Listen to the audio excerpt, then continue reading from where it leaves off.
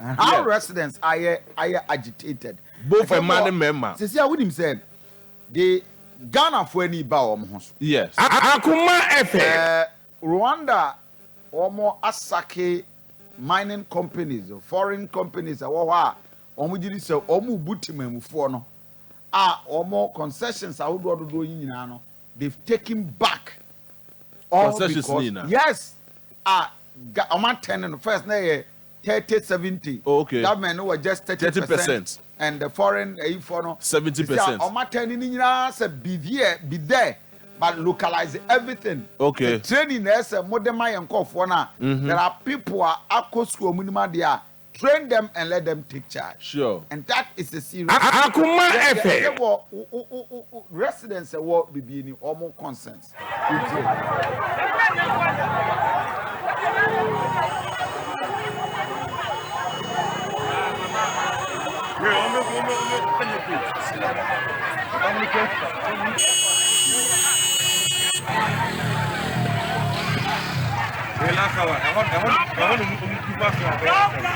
Yo!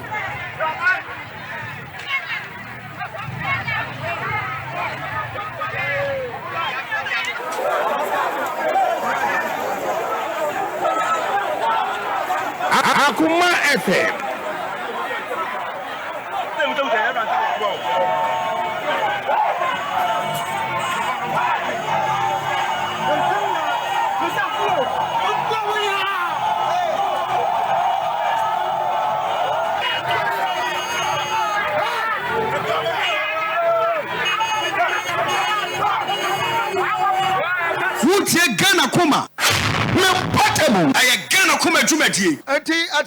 This is the concern. That is the situation. And indeed, I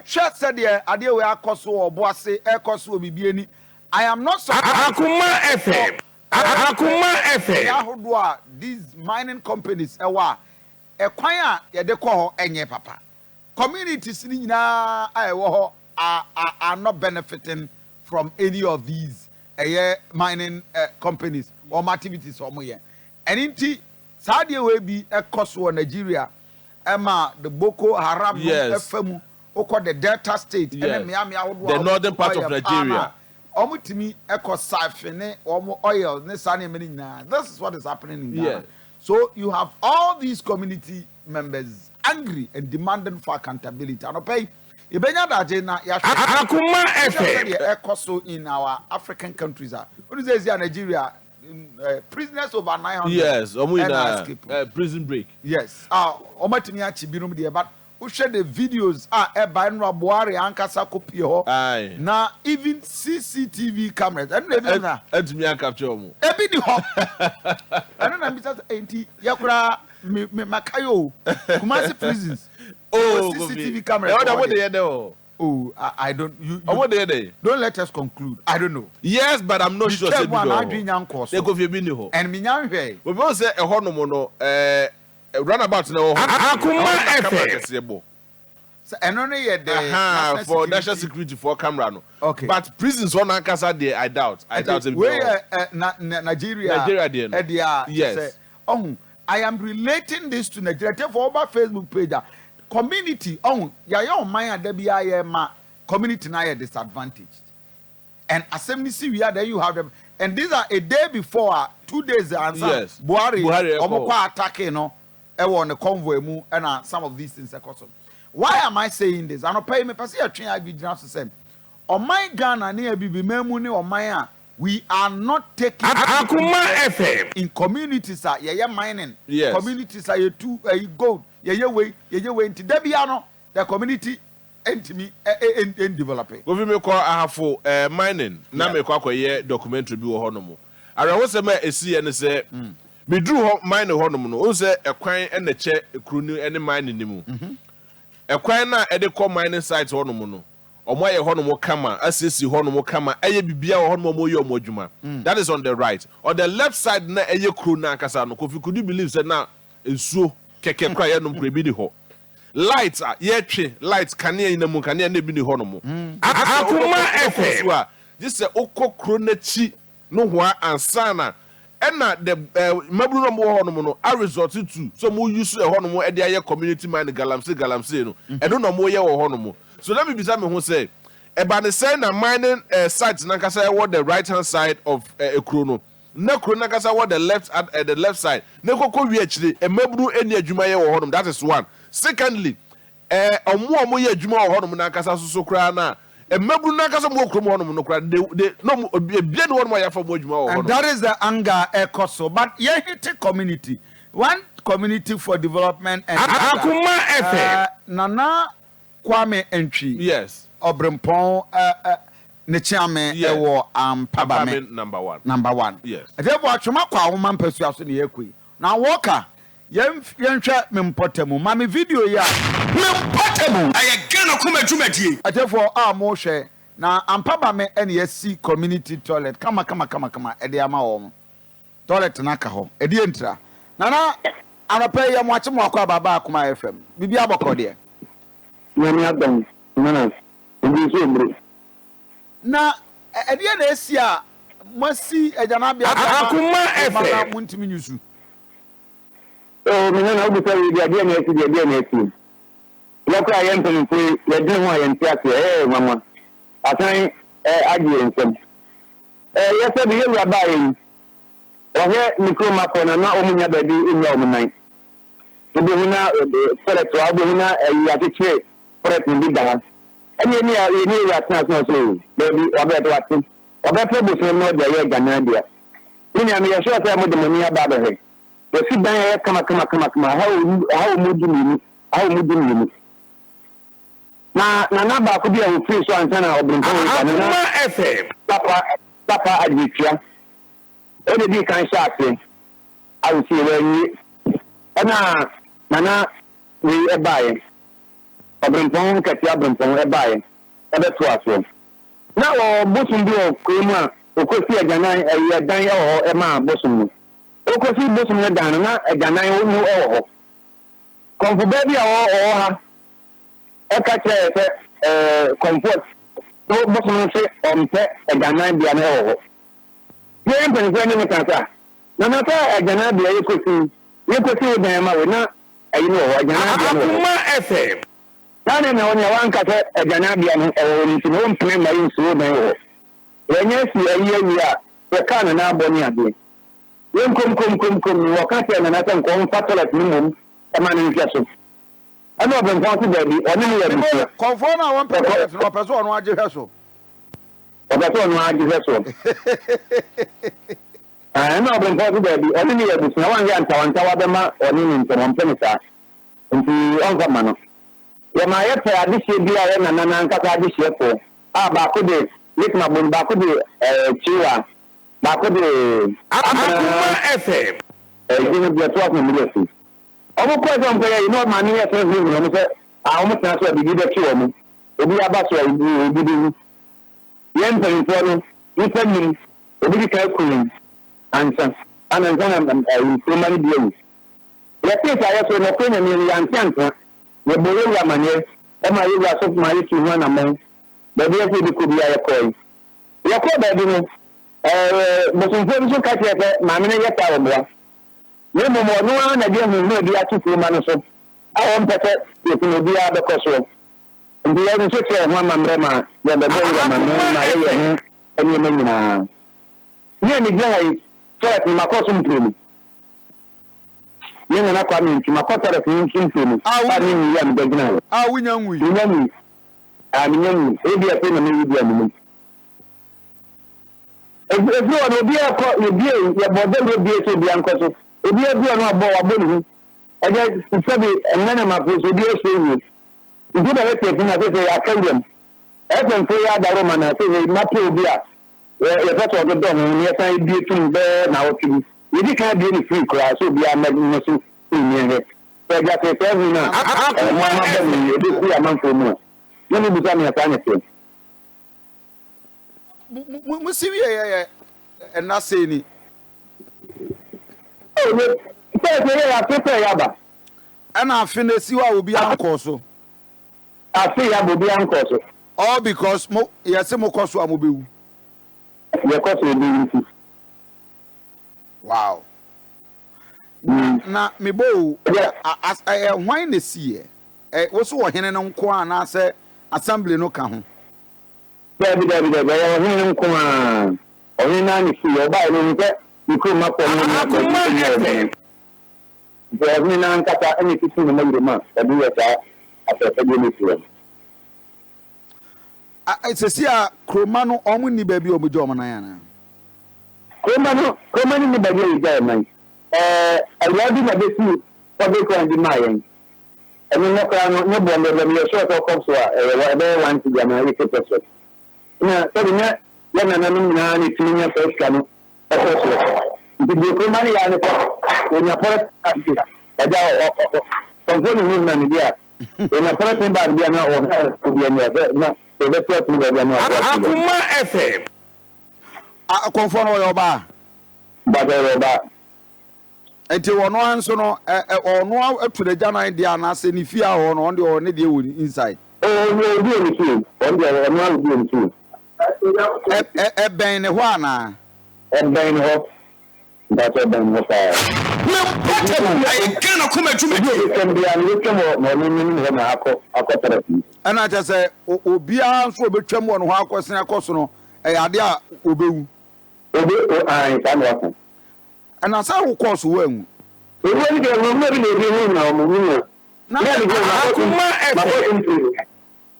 got the pattern for the na question so and then for that issue we need the question to na that say ampa the player can no dia na yesi na ni dia boma na ko no be dia ho mo be fa e bi ni na mtiri wow Ana anope ma ya na wase because I ade a ye nyina ye tikroma ye hese mpuntuo beba na mpuntuo ba na ye de eyi yebewo ne sa ne me ye de asare kuro ye ntimi nko ba bia o sa ne tie Akoma FM for ampaba me e wa atwema kwa nwoma e na mote se Mama assembly member no, because this is a very interesting time. Very interesting. So a very nice community time. Mama joining on Facebook page. We bet me a ban wa ba be share. O share chire ni o. Yeah. And now omo jama chire ni na afu. Na o share edifice ni so a 2 of wa na 2 of so a no say. Now I just don't get it why utie chairman ne nkomo na omo kwa kwese mo dika bo konfo na mane e ma konfo ne yawe no sir Akoma FM mfama no mane no go fit konfo de tele o manage tele tai konfo de ne onuma se so okom enti na ko manage tele konfo manage ne ma manage dia Atefo tell assembly members for Juma. Atefo Facebook page Akoma 87 and also JB and me check credit. And never check credit. And wa Facebook page we ba join here. Enra dodo na nya credit o hashtag Ghana Akoma na fe watcha 5 star na o de atoso na fe what do comment e de ato. We did say kruma no omo enye dey. Kofi na arahosam ne say in the video work abeko the chika in the video. Akoma FM collecting bag ahodo ena egugugu honom it tells you say enkofo timamufo nakasa agile toilet ndo mo nkoso kra because ehu na ehyemumu no ena akọ resort to that in politin bag ne de ohu politin bag go form an enye sika ne dem ena enye pade bia de atchira too enye kofo de man na a village where there is no doctor. Yes. Assembly member also oh okay honorable mache na kofo no so say that's all say kofo no so pedai o nka so bi ayo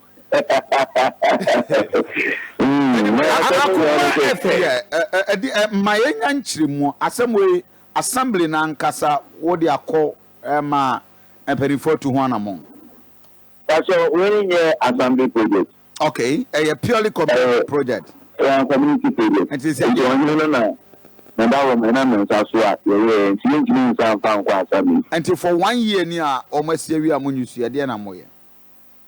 We ti one na mo no an bi na ebidi mu a ebeto monimi na antoni na no say we ba assembly a ka say the assembly juma no e fa say e tell me mo na FM nananom na no mudi nkɔmɔ na yɛkuo no ɛgana bia ho nsɛm na ɛgyina ma yɛ ekuo kɛseɛ no nyinaa KVIP baako pɛ na ɛno nso koraa no ɛna good condition nti ne to nananom anim sɛ ɔmada ɔrɔma ɔmɔmoa no na saa baabi a yɛgya yɛ nan no yɛnyi no wie yɛnyi bɛtoo sɛ project no na ɛwɔ na aka nyinam ɛmu ka na nso okay yɛsa na meka bi a ɔmbaboa me ama matumi ayɛ project no nti ɔmo ma mesika na mbɛsa to project no baabi a yɛsii no ɛyɛ ɛnna yɛ na asɛ asɛm no kɔ abɔnten na akɔsesa kakra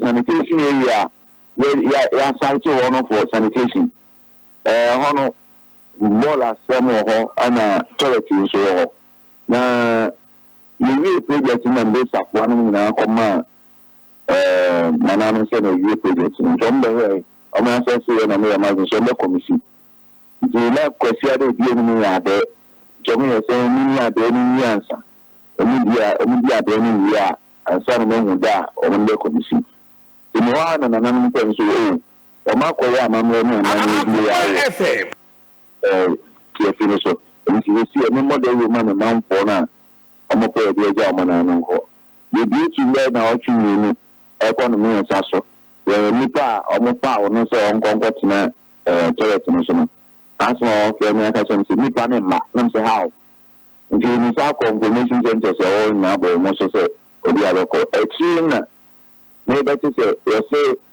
sɛ wokɔ toilet no so a bi na ɔmo a mokɔɔ so dada no sɛ obi atete obi anyi nti in the truth of the matter no sɛ sɛ ɔmo a mokɔɔ di kan kɔɛ no obi anyi ebi di mu ha na mkubi ka to na no bɛkyerɛ m sɛ kɔmfoɔ no na abɔ ɛpɔ ato nkurɔfoɔ no tim ka sɛ ɛnyɛ no no so ɔno ne fie ne bɛn hɔ a nti ɛkɔ ano aka sɛ ɔkɔ aso abɛwu kɔ so abɛwu na atɔ nkurɔfoɔ tim na ɛsi ɔmo nkɔ so nti ɛbisa nkyerɛ mu kakra wɔ mu no nti sɛsi a mene wo kasa yi with all the discussions anamɔ mpɔte bɛn na mu to kuroma no ahemfa na ɔmo yusu as a toilet deɛ di kan Sisia no anamo ya yetu afa ho no afi be na wotwe so mini nsa me konfo na kasa ma ese na Akoma aba fam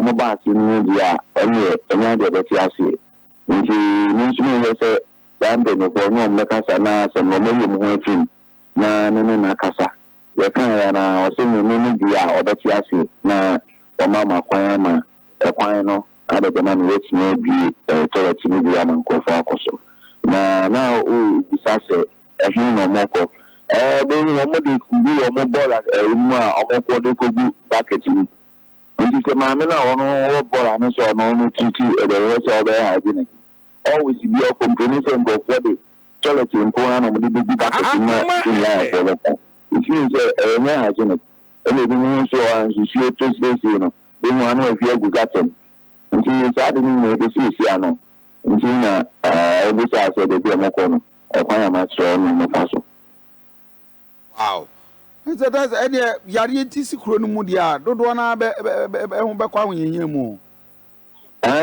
sisi ane de enra ene me de enra de ni achi de ni ane ni sia enra ni kasa ma na Akoma ba fompa nti ene na no ko no nchen na ni na kodi nkomo na amamne bi anu amamne bi esese yeye a betumi abo ama yeku egana ni bi no ni ko kan wan se nche no ni sia ena me hu de obeka se bi a obeji ni teku ana asempo ana me hu kwan be fa so ade ama toilet ni so se bi so an wo so ogiden na ogiwi a saa ewuo no eto betumi atwa so se de na ogiwi a nipa ba so a omungu na emena mini milisia na fana wakan ye de yi ama obi da so bi no ye firo na se me na no ya na levin ni le bi mu na nti ase no ene se le bi side so sanitation area no ho no konfo no ene na so ye no betoy ene se omo ba ye no na aso no ya bi kan de kre ho so sanitation area na konfo no okuru ni nti ni okuru ni nti nti ọmọ na so ọmọ control sanitation area na ọmọ sanitation area na ns ẹbọsẹ ọhún nti ọmọ ní bí ẹni bí ẹ ntí ní ìgbà sẹ obi àwọn abàntí nyà ẹ nàtọ ní mímí kan ọsọ ọba fọm ẹnlẹ ní nná mmegu nná ẹ náà ẹni nkọmọ ní ihu kwan ẹbẹ fa so ebi. ɛyɛ kuro no Akoma FM. ɛyɛ kɔnfɔ no wɔsom kuro no anaa. ọman kuro kọnfọ. na ɛnɛ mmerɛ nso yɛda so a wɔ saa nneɛma no. Kàtọ́ bẹ́ẹ̀. ɛnɛ mmerɛ yɛda so a wɔ kuro kɔnfoɔ no saa nneɛma no. Ọwọ́ náà fàṣẹ bí mi ṣe bí ọwọ́ bá. Wow, this is interesting. Ọmọ akọ̀fọ̀. Bẹ́ẹ̀ na, maame fa wo si báyìí. Bidase. Bidase paa. Jebi, ọmọ akọ̀fọ̀. Kàbíyèsí sẹ́ǹtì kọ̀fọ̀ yìí wọ́n mọ̀ mọ́jà toilet ní sukù yìí. Akoma portable. Ayẹ kẹ́lẹ́ kúmẹ̀túmẹ̀tì. Àti ẹ̀hún toilet ẹ̀na egugu yìí dẹ̀ mọ̀ sànù. No, but this is very serious. Bàṣẹ kọ̀fọ̀ ọ̀wọ̀ bí wọ́n ní fìyè. Ẹ̀na ọ̀bọ ọdí ehun hyẹ kọ̀fọ̀ mu sẹ́ mọ̀ mọ̀ kọ̀ ọ́nù mo di ẹ̀dẹ̀ sẹ́ kọ̀fọ̀ ìdìbò àbọ̀ nínú. No, but no, me worry ne say rubber polythene bags name saa nneɛma nyinaa na egugu No, Kofi, are you serious? You see, as at now, it looks like that they abandoned project. It's abandoned project. Not even looks like. And Ocean would have a fool who are Obia call on this is a crowd be a crowd to almost some for now. Still, I hope because I say first five from Akoma FM. Most likely some you. Now, Uti Mua, there's a Amamre money be some way be a no way be a I don't know, but very dangerous and pose a lot of danger too. Na a community omuni janabia wom na nyamia ya dom ohene ene kromafo akekọ mo sasro motumi asisa project we. Na kokoba de say this year konfo so ade ade abosu. Na opeso kire say. The worry is that why should we even get here? Who feel say we dey na kai we modern Ghana. Konfo ye konfo. No, but this is serious. The sad situation is, at the end of the day, no, say, Yanajo and I say, you may not be yam canon, Nasa, so of course, Jana be at the swan. Otiminko, Nasa be as a boy be sweet to me academy. In fact, it poses a lot of danger, and the negative aspects in the doors on the door. Na minim wire. Assembly doesn't so you so be taken here because we no na assembly project. Purely so say assembly. And American na assembly project. And the Kroma for Nankasa ye. It is a BB near. I mean, they should also take it up because at the end of the day, an assembly member the be so. Na assembly members also acquire accounts and their man Kroma for any assembly no. But the command say the judge they see one more you su ye say ya. Assembly member no can go back to the assembly and catch them say yes also here to let facility for. No. Yes, all to me catch them say here to let facility for because Kromana kasa at the yiska kitten SC project we it is almost per project for there and also one person relocate at the end of their toilets there and they should rather relocate conformum. So conformum per one they so pay before the man. Because not conform na ke room. Ana ko fi me boa ko for the say like ewuram na nke sort na it is all kwatra baby a ben toilet there and I mean ne bia na bosom no mu empesa de a omo locate omo nya mamre na amane bia wo ho bia na omo pebe before from farmer no say ne be ya kruma for so bi ho beto because we dey eni enyan and it's not good and now say kuro so so nye kuro kese ye kuro a enkofo ehede eni ho no mu bebre just a rural community eti enwura nketenkete bi ewo wo menua esisisi bebre eti se wa hwe ye na se sa danger no anase bia wo bi kura ko na so onim na ono so koso a govi ede se bebre beba eti mo hwe no mo ye ne hia right Champion for higher Akoma 87.9 FM anopa insuo di gugu and it reminds me of Enra demand and rescos ready for one more a demand ye walk abema made that video and man for first govi na already for that someone one more kwada